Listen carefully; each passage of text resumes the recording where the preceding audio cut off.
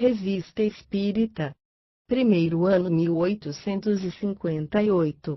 Jornal de Estudos Psicológicos. Publicada sob a direção de Allan Kardec. Revista Espírita, maio de 1858. Considerações sobre o espírito batedor de Bergson. A explicação solicitada pelo narrador que acabamos de citar, é fácil de ser dada, não há senão uma, e só a doutrina espírita pode fornecê-la. Esses fenômenos nada têm de extraordinário para quem esteja familiarizado com aqueles aos quais os espíritos nos habituaram. Sabe-se qual papel certas pessoas fazem a imaginação representar, sem dúvida, se o menino não tivesse tido senão visões, os partidários da alucinação estariam em condições favoráveis, mas aqui havia efeitos materiais de uma natureza inequívoca, que tiveram um grande número de testemunhas, e seria preciso supor que todas estavam alucinadas ao ponto de crerem que ouviam o que não ouviam, e vissem-se movimentarem móveis e imóveis. Ora, haveria nisso um fenômeno mais extraordinário ainda. Não resta aos incrédulos senão um recurso, o de negarem. É mais fácil, isso dispensa raciocinar. Examinando a coisa do ponto de vista espírita, fica evidente que o espírito que se manifestou era inferior ao do menino, uma vez que lhe obedecia, estava mesmo subordinado aos assistentes, uma vez que também podiam comandá-lo. Se não soubéssemos, pela doutrina, que os espíritos dito batedores estão na base da escala, o que se passou disso seria uma prova.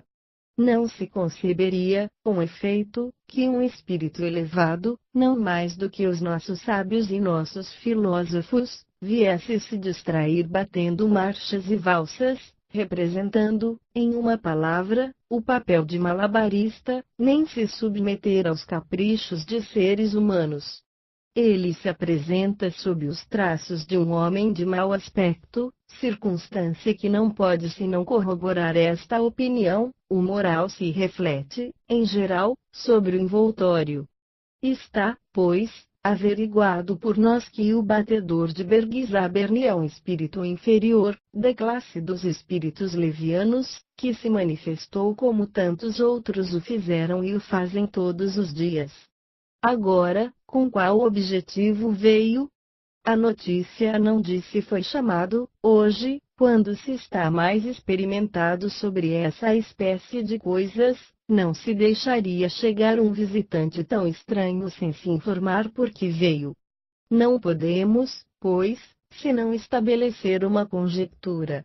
E certo que ele nada fez que revele maldade ou má intenção, o menino não sofreu nenhuma perturbação, nem física nem moral, só os homens teriam podido perturbar seu moral ferindo sua imaginação com contos ridículos, e é feliz porque não hajam feito. Esse espírito, por inferior que fosse, não era, pois, nem mau nem malevolente, era simplesmente um desses espíritos, tão numerosos, dos quais estamos, sem cessar, rodeados sem o sabermos.